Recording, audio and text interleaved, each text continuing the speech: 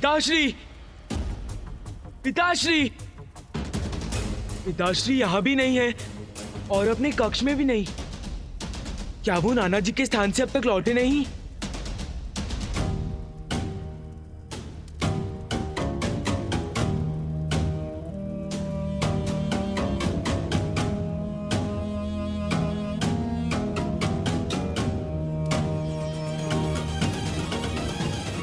धन्यवाद विश्वकर्मा जी।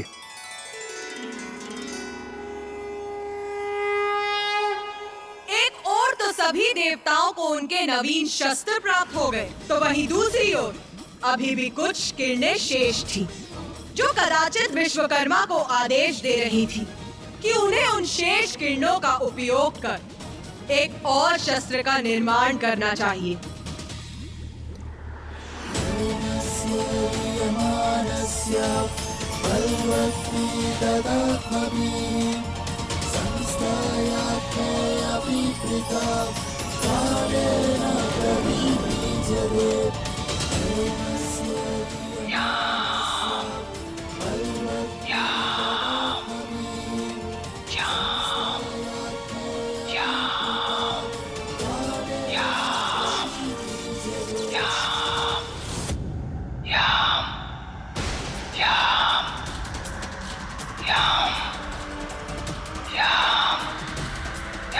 मुझे ऐसा क्यों प्रतीत हो रहा है जैसे नाना जी के भवन से मुझे कोई पुकार रहा हो।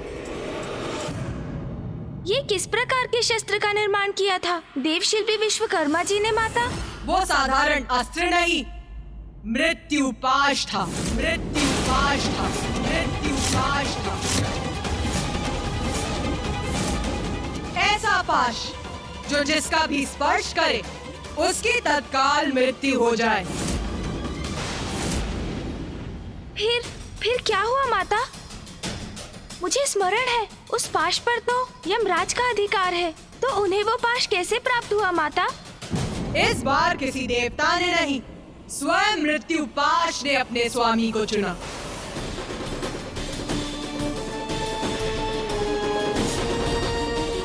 किंतु शस्त्र कैसे चुन सकता है अपना स्वामी? माता, क्या हुआ कार्तिकेय? क्या तुम्हारी समझ अपने अनुज से भिन्न है? हाँ माता।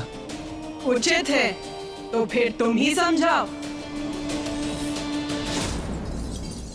अनुज गणेश, तुम तो सर्वज्ञाता हो, बुद्धि के देवता हो, किंतु फिर भी यदि तुम मेरे मुख से शस्त्र की महिमा समझना चाहते हो तो सुनो। शस्त्र और योद्धा एक दूसरे के पूरक हैं। ये कोई संयोग नहीं है कि पिताश्री, मामा जी, फूफा जी, समस्त देव, मैं और तुम्हारा भी अपना एक विशेष शस्त्र है।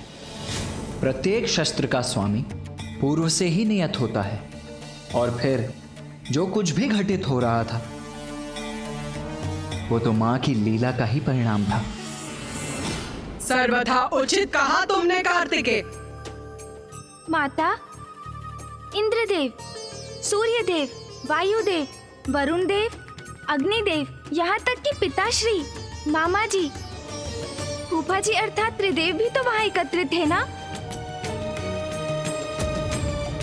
तो बताइए ना, उस पाश ने उन सभी योग्यता संपन्न देवों में से यमदेव को ही अपना स्वामी कैसे चुना माता? तुम्हारी ये जिज्ञासा भी अवश्य शांत करूंगी मैं गणेश।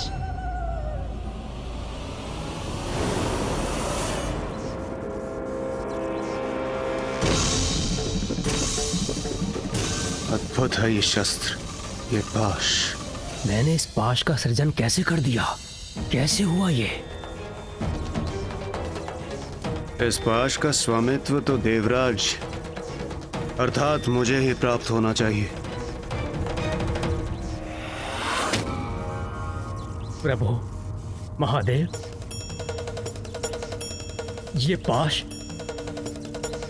मुझे तो कुछ भी स्मरण नहीं है कि मैंने इसे कब, कैसे और क्यों रचा।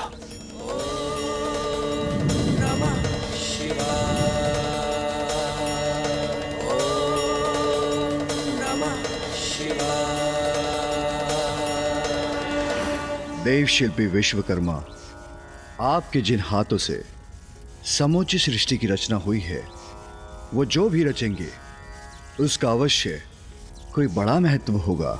किंतु प्रभु, आप त्रिदेवों के साथ इंद्रदेव और सभी देवों के शस्त्रों का मैं पूर्व ही निर्माण कर चुका हूं। फिर इस पाश रूपी शस्त्र का क्या रहस्य है? जो भी हो, ये मेरे भवन में स्थित रहे, ये उचित नहीं है। इसका अवश्य ही कोई ना कोई कारण होगा, इसे वो पूरा करना ही होगा। किंतु इसका अधिकार किसे मिलेगा, ये हम कैसे ज्ञात करेंगे?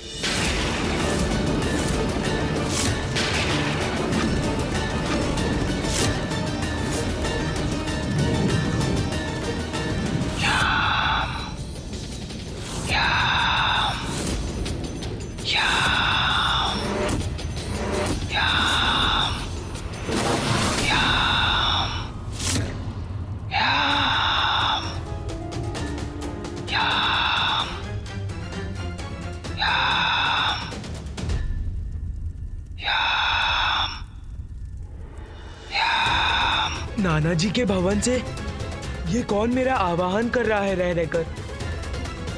पिताजी वही हैं। कहीं उन्हें तो मेरी आवश्यकता नहीं? मुझे स्वयं जाकर वहां देखना चाहिए।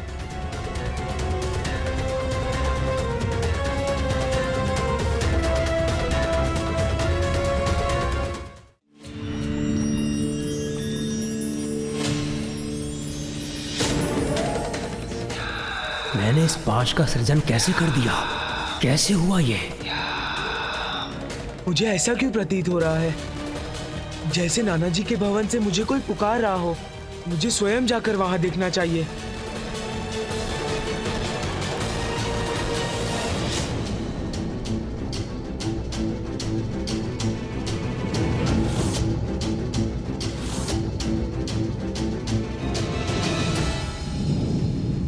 अनायास देव शिल्पी विश्वकर्मा जी ने इसका सृजन किया। उस शस्त्र का, इस शक्तिशाली पाश का उचित अधिकारी तो मैं देवराज ही हो सकता हूं। महादेव, मैं आपसे विनती करता हूं कि आप इस पाश के लिए उचित अधिकारी घोषित कीजिए, जो इसे स्वीकार करे और इसके उचित स्थान पर ले जाए।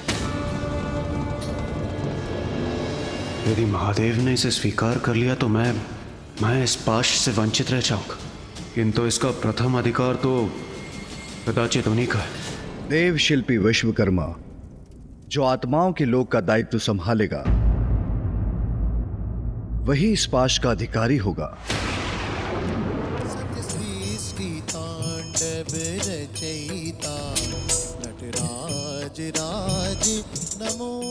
आचरण की श्रेष्ठता, धर्म और न्याय के प्रति सर्वोच्च निष्ठा धारण करने वाला ही इस पद, दायित्व का और पाश का अधिकारी होगा।